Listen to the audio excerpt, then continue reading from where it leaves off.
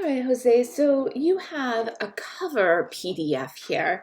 So it looks like you're working with Blurb, and I just want to make sure that I'm really clear about a couple of things. So when you turn in your book, in order for it to count, for it to be graded, and for you to graduate, because this is a requirement for graduation, it needs to be hardcover. So I just want to make sure I'm very clear with you on that. So I'm not sure if your cover is going to be hardcover and then these images are going to be on it, or if you're going to have a hardcover book and then this is going to be a sleeve that goes over it. Either way is fine. But I want you to think about, if you have this as a book cover or like a book sleeve, if this is going over your actual book, that it's going to get worn, right? So eventually you'll be getting rid of this and you'll just have your book that's underneath it. So make sure if you have this cover that you also have something on the front of your book so that it's identifiable as you. Or as yours, so that you have your name, maybe the title of the series on the front of it.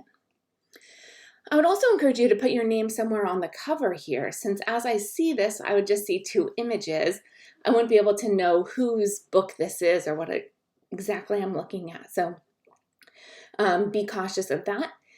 These images are really beautiful and I think make a good stand as far as what your work is about. It's about the mood, it's about the light, and it's about noticing the detail. So I think these two images sum up your work very well. All right, and then we go right into your book. And so what I would recommend is that you have a first page that has your name, maybe the project name, and your website on it. So before we get to this page, we would open it up, and on the left side it would be blank. And on the right side, our first page would have your name on it. And then we'd open the next page, and this would be the back side of what had your name on it. And then this would be your first image.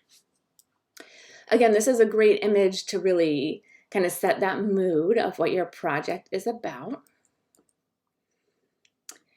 And then you have these landscapes that are really lovely landscapes, of course. All of your work is so lovely.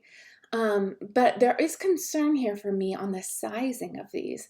So having one that's just a little bit larger than the other just doesn't quite make sense. So I would crop in on this one or give this one more space, whichever direction you want to go, so that they're the same.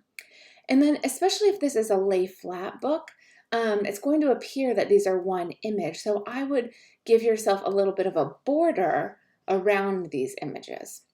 So it would have to be a border all the way around in order for that separation to be created. See, here you don't have to worry about that when you have a vertical and horizontal image, and these work really well together. These are a nice series. These two images work well together. They have the wide open landscape. It's almost as though it's a little repetitive though. I think they almost would work better on their own page, where here you can see how they're playing off each other and build the importance of each of them. Again, these work like with each other instead of competing for our attention. I think both of these could be single page images. I don't think they need to be paired up. As I go through, we'll make sure that there's not a better pairing there.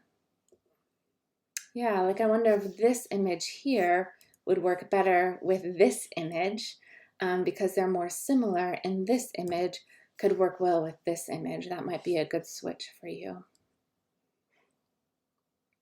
So again, I'd give these some more space around the outside so it doesn't feel like they're one image, but it feels like there's two different images. And as far as your pairing goes, I don't think this is your strongest pairing. So if you wanted to have some single images, these could each be single images. But again, I can keep looking and see, oh, that's the last image. So let's just go over this. And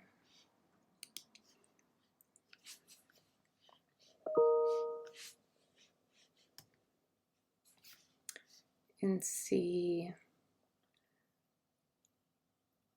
So even these two images would go better together, and these two images would go better together.